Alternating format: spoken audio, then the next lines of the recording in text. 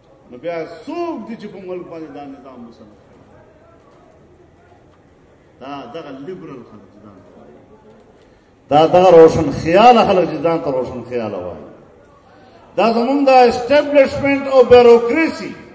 چې د اویاو کالونو د پاکستان دفتر په قبضه کې ده د پاکستان نظام په قبضه کې ده د دوی د لاسه نن د پاکستان معاش تباه او برباد شو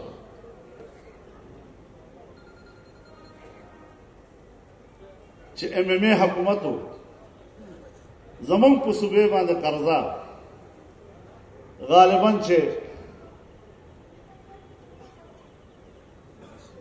87 ارب اته ارب روپۍ په موږ باندې قرضه و نن دغه چې وایي چې موږ خو پاکستان نه کرپشن ختمو موږ د پاکستان معیشت ټیکو نن 300 ارب روپۍ پتا قرضه ده 300 ارب روپۍ پتا قرضه ده او په دا قرضه به 40 کالو پورې ته ادا کوي ستا نسلونه به ادا کوي خدای خو به ستا مستقبل نصیب نن پاکستان د قرضو لاندې ډوب ده په پاکستان کې معیشت تباہ ولې شو غریب ولې د لوګي چغار وਹੀ څه په فسو څوک ذمہوار حکومت خطا کړل ټول او یا کاله خو په دغه نظام باندې ته مسلط یې ما ته هوای ته مولای مصلی سره کار لرا اقتدار سره د څه کار ده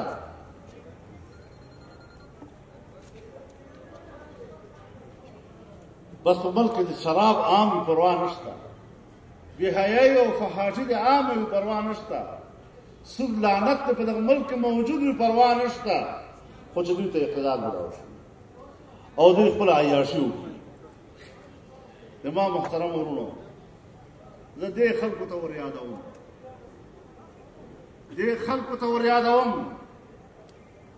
چې شپه ورځ د قائد اعظم نوم اخلي او وایي هغه زموږ رهنما ده هغه زموږ محسن ده او پاکستان جوړ کړی ده زه دوی ته هغه قائد اعظم ور یادوم چې کله پاکستان جوړ شو او د پاکستان چې جوړېدو نه پس سټیټ بینک آف پاکستان بنیاد کې خود شو د هغې په افتتاحي جلسې کې قائد اعظم تقریر وکړ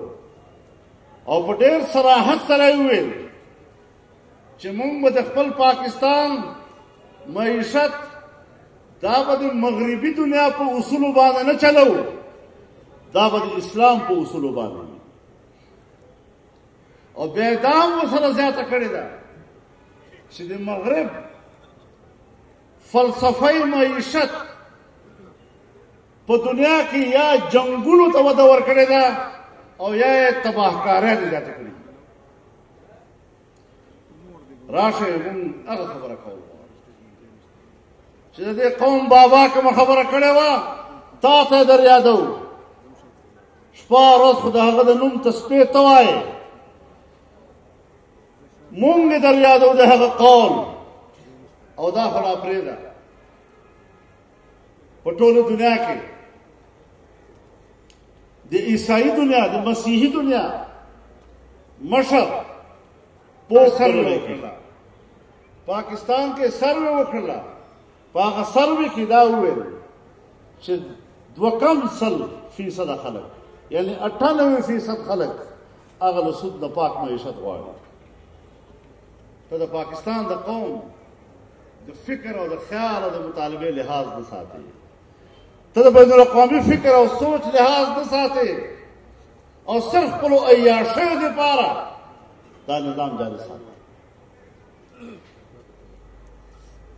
په دې باندې محترم ورونو نظام جګړه ده په کلمې خو طایف خلکو هم جګړه نه وه په مونځ باندې خو د طایف خلکو هم جګړه نه وه جماعت خو هغه هم مانه خو دغه یې ویل چې ما دپاره به سود هم حلال وي زنا به هم راته حلالوي فحاشي او اورجینالي به هم راته حلالوي شراب هم راته حلال دغه فکر او دغه نظریه سره زموږ اختلاف دی. نو د ما محترم ورونو، پاکستان علماء ریاست سره وفاداری کړې ده، د ریاست رهنمایي یې کړې ده، او په کار ده چې د علماء قدر وشي. د جمعیت علماء قدر وشي. دا سیاسي خلک دي. دا د رسول الله صلی الله علیه وسلم په سیاست باندې پوه خلک دي. دا په هغه نظریه باندې ولاړ خلک دي. ستا د راسه نن په پاکستان کې تباهي او بربادي ده. په دې ملک کې دا اور چا راغی؟ جنرل مشرف صاحب دا ملک په امریکې خرڅ کړ، هوایي اډې ورته حواله کړې، زمونږ فضاګانې امریکې ته حواله کړې، په زرګونو حملې د پاکستان د ایرپورټونو په افغانستان کې وشوې، په مسلمانانو وروڼو باندې چې امریکې بمبار کاو، نو د پاکستان له ایر بیس نه به هغه جهاز الوته. دا اور خو تا راوړ پاکستان ته، دا اور خو تا بل کړ.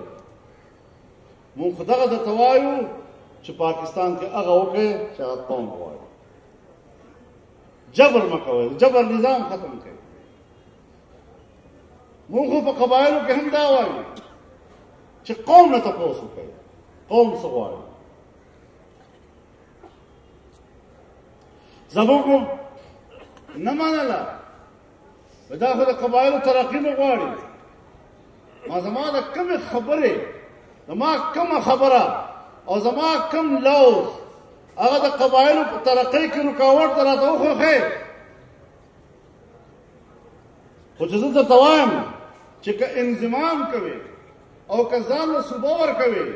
او که زوړ نظام جاري ساتې، خو دې قوم نه تپوس وکړه.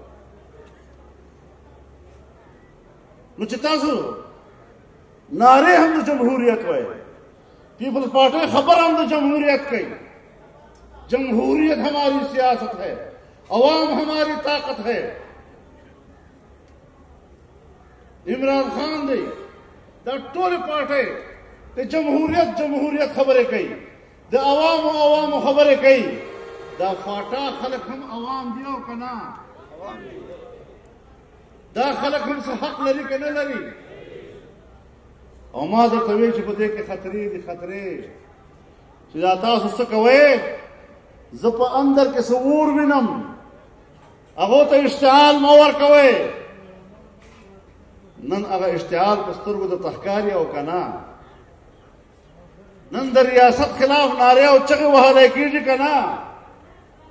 نن زموږ د پاکستان فوج خلاف چغې وهلی کېږي که نه. موږ نصیحتونه درته کول چې حد نه مه وځئ. د امن په نوم باندې عوام مه تباه کوئ. قبایل برباد شول، قبایل وسوځېدل، دربدره شول، تور سارې او سپین سارې دربدره شوې، واړه واړه بچي دربدره شول. او چې کله تا دربدره کړل، د کورونو نه دې وایستل، نو لاړې وایي زه په قبایلو کې یو سیاسي فیصله کوم، موږ به انضمام کوو. خلک دربدره دي، بې کوره دي، هغه خپل سر ته سوری نه لري، د هغه سپین سارې تور سارې په میدان کې ناستې دي، هغه واړه بچي په لارو کوڅو کې پکر ټولوي، او ته راځې د ده سیاسي مستقبل فیصلې کوې. تاسو څنګه کوئ؟ دا ځکه نه چې ستا د بټګرام د قوم یو فیصله وي، او ستا د بټګرام د سیاسي مستقبل فیصله وي، او څوک په زور په تا باندې مسلط کوي، تا به ځان ته خوښوي دا خبره؟ نو چې خپله کومه خبره ځان ته نه خوښوې، هغه بل دپاره څنګه خوښوې؟ تا ته قبایل دومره کمزوری ښکاري؟ تا قبایل غلام باله. ما قبایل ته د ازادۍ احساس ورکړ. ما په قبایلو کې د ده د پلار او د نیکه غیرت را برسېره کړ، هغه مې را ژوندی کړ. او نن قبایل تا ته دا ښکاره کړله وایي موږ سره ځوانان دي. کوم دي هغه ځوانان تا سره چې ته راښکاره یې که اوس کړله؟ کوم ځای تا سره ځوانان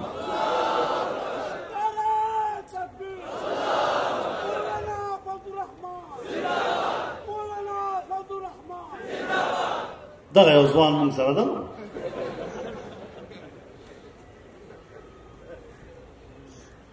لږ عقل سره کار اخلي لږ شاوخوا ګورئ او وروڼو د پټګرام وروڼو د تاسو په دې خبروم ډېرې خبرې زه په جلسیام کې نه کوم د دغې وجې نه چې ملک ته نقصان رسېږي هما دې مشرانو ته کړي دي اوس مشران هم دې نتیجې ته ورسېدل لہذا دا مسئلې بیا دوباره مه راپورته کوئ دا قبائل د خپل سیاست تخت مشق مه ګرځوئ قبائل تمہارے غلام نہیں ہیں کہ آئے روز تم ان کو اپنی سیاست کا تخت مشق بناتے رہو وہ ایک آزاد منش قوم ہے اپنے آبا و اجداد کی آزادی کے لیے سرفروشی پر فخر کر رہے ہیں آج بھی کوئی فیصلہ مستقبل کا ہوگا تو قبائل کی منظوری کے بغیر نہیں ہو سکے نعرہ تکبیر قائد ملت اسلامی حضرت مولانا فضل الرحمن قائد اشارت کوا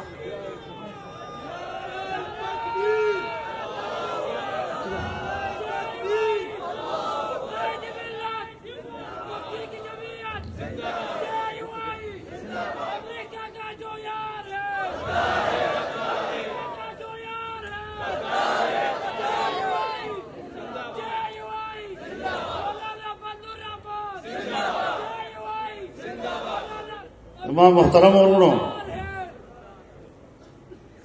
په دې سیاسي محاذ باندې د علماو کردار ده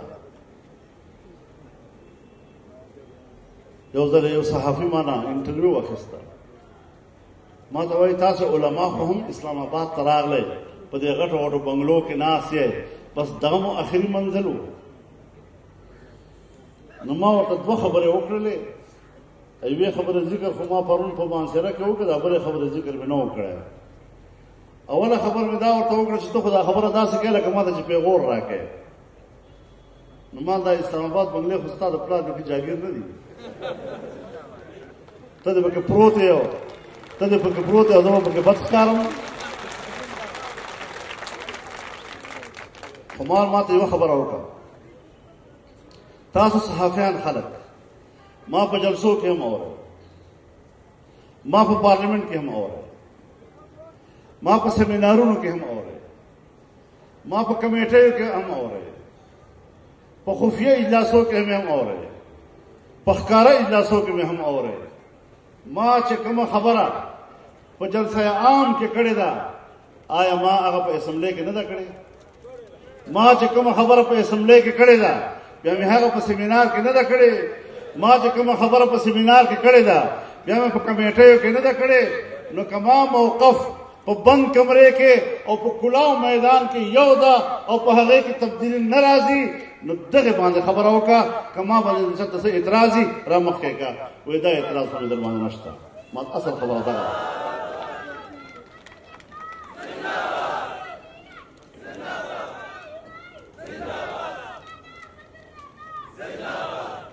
مونږ په خپل محاذ باندې پوهېږو په خپلو ذمهداریو باندې مونږ پوهېږو په دنیا کې ته مونږ کوم طرف ته بوځو مونږ په خپل موقف ورکړو نن په دنیا کې مسلمان مظلوم ده څه شول هغه خلک چې دلته یو مرګ وشي بیا دوی دعای خیر نه زده یہ دعا نہ ہوتی دیو مومبتی بلے حضرت مومبتی بچی نہیں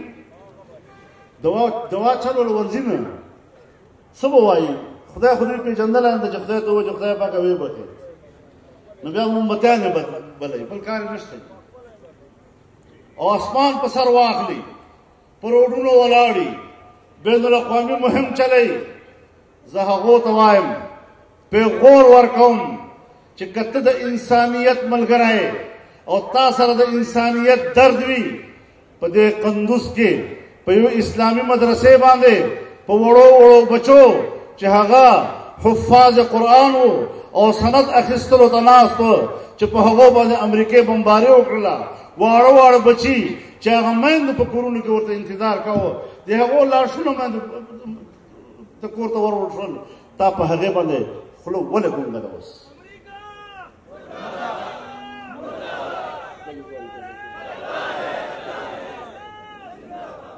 په کوم ځای کې ناسته ته خو د ظالم ملګری ته خو د یهودو ملګری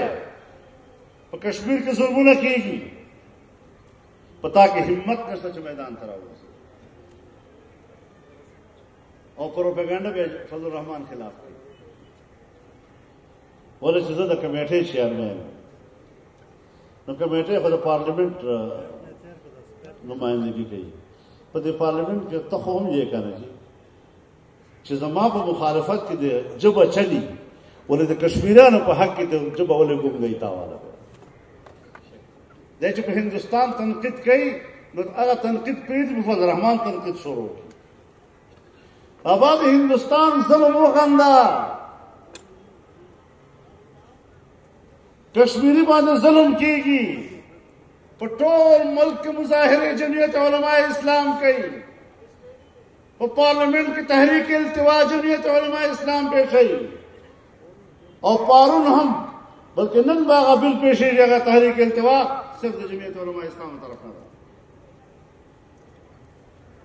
نو دوی خلکو چې په دې پوهېږي چې په دې خو به مودي صاحب خفه شي نو هغه مودی په ځای باندې دا تنقید مولوی خلاف کوي मोदी का जो यार है मोदी का जो यार है मोदी का जो यार है इंडिया हुकूमत इंडिया हुकूमत इंडिया हुकूमत अमेरिका का जो यार है अमेरिका का जो यार है जमीयत उलमा इस्लाम कायद मिल्लत इस्लामिया हजरत मौलाना फजल रहमान कायद जमीयत कदम बढ़ाओ कायद जमीयत कदम बढ़ाओ जमावरणो माना गिला कोي وې ته مونږ ته د يهوديانو ایجنټ وای مونږ ته د يهوديانو ملګری وای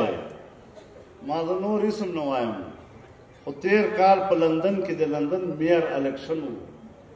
یو طرف ته يهودي ولاړو او بل طرف ته مسلمان ولاړو عمران خان ته د مسلمان په حق کې لاړې او که د يهودي په حق کې تلې د يهودي په حق کې لاړ چا ورته دا سکے वो मुकाबले के मुसलमान वलाड़ दा और बया पैदाइश तो पाकिस्तान दा पाकिस्तानी नशात दा और तो दागा मुकाबले के यहूदी मुल्क रहे दाए नो चीजें खाली मुल्क रहे वो दा खुद रोले माँ दा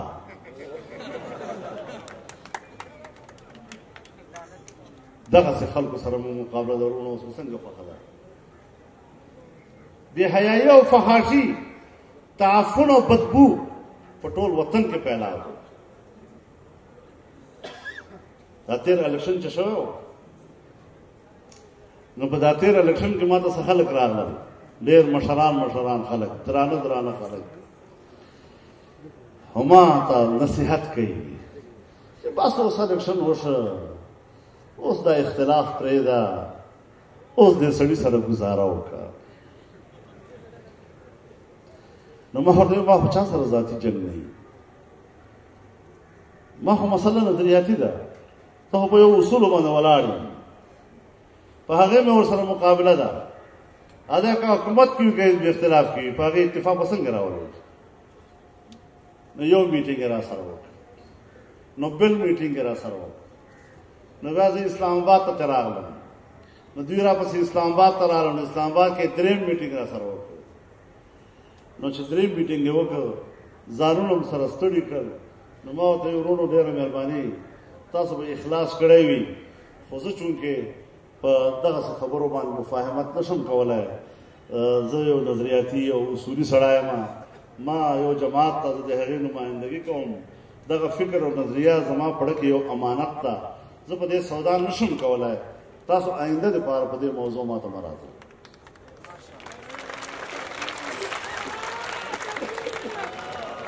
نو ما ته وایي وی خطا خو بالکل خبره بنده کړله ما جی ما له طرف نه خبره بنده شوه هسې که تاسو کله راتلی تاسو کور ده ډېر په احترام لیکن په دغه موضوع باندې اوس نوره خبره مونږ نشو کولی داسې اوس لږ ساعت غلي شول هغه مشر ما ته وایي وایي تا خو خبره بنده کړله خو مونږ به اوس یو دوه خبرې درته وکړو ما تاسې وکړئ په هغې خبرو کې دا هم وي چې دا ستاسو به یعنې خیبر پښتونخوا چې دې خلکو ته مونږ سپارلې ده یعنې دا په یو سازش باندې زمونږ هغه مینډیټ غلا شه او زمونږ مینډیټ بل ته ورکړ دا صوبه مونږ دې خلکو ته سپارلې ده ځکه م سپارلې ده چې په پښتنو سیمې کې د مذهب جرړې ډېرې جوړې دي او د مذهب دغه جوړې جرړې که رایستلی شي نو دغه سړی رایستلی شي زما په خبرې پوه نه شوې ما ته وایي چې دې خلکو ته دا صوبه مونږ ځکه سپارلې ده چې عمران خان غوندې سړی چې دغه صوبې کې او د پښتنو په سیمې کې د مذهب جرړې ډېرې جوړې دي او د مذهب دغه جوړې جرړ رایستل د دې نه مناسب سړی دوی سره بل نه نو د بټګرام خلکو لږ فکر وکړئ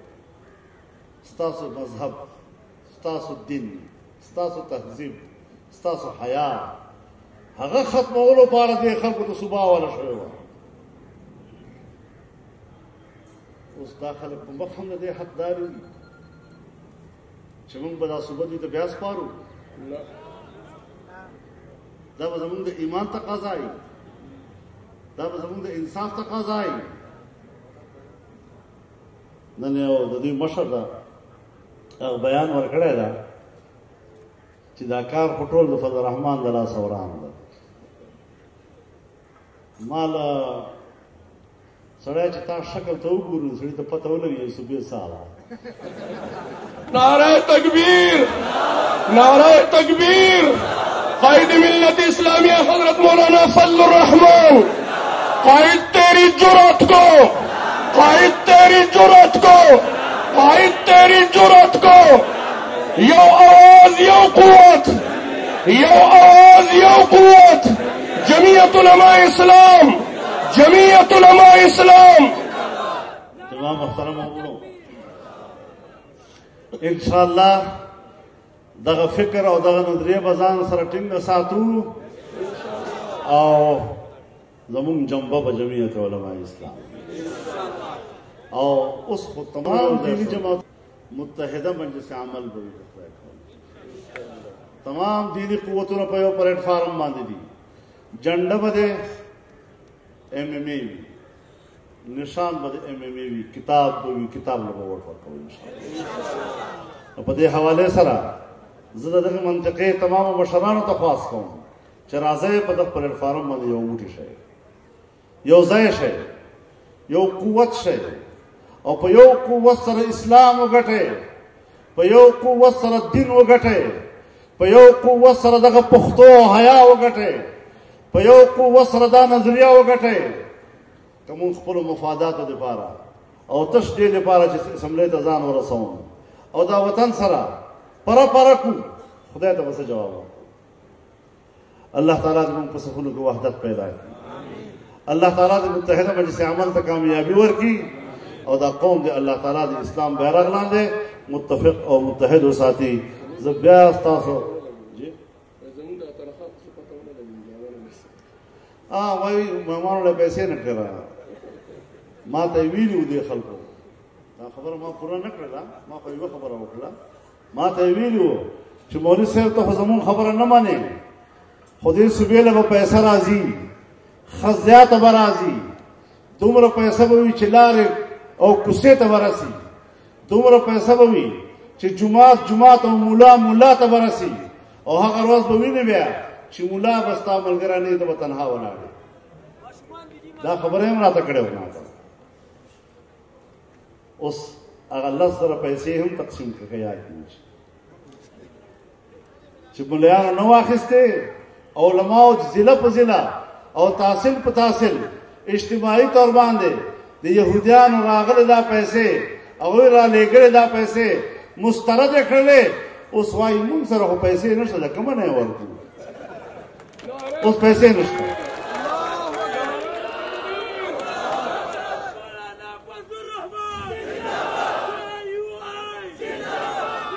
ما ورته ما د دې صوبې علما دا ویخ علما دي دا سیاسي علما دي دا په پیسې پوهیږي چې دا پیسې د کوم ځای نه روانه ده دا د خپل غریب مقتدي د جیب نه یو روپۍ په عزت باندې قبلې خود استاد حکومت 10,000 نه چې 10 لک هم ورکې په لته به وي او استاد په مخ به ده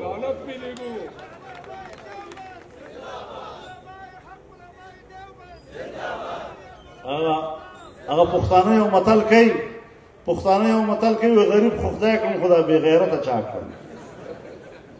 غریبان به یو خو بے غیرته نه استاد دغه 10,000 مقابله مونږ ان شاء الله په خپل یوې حلال روپۍ باندې کولای شو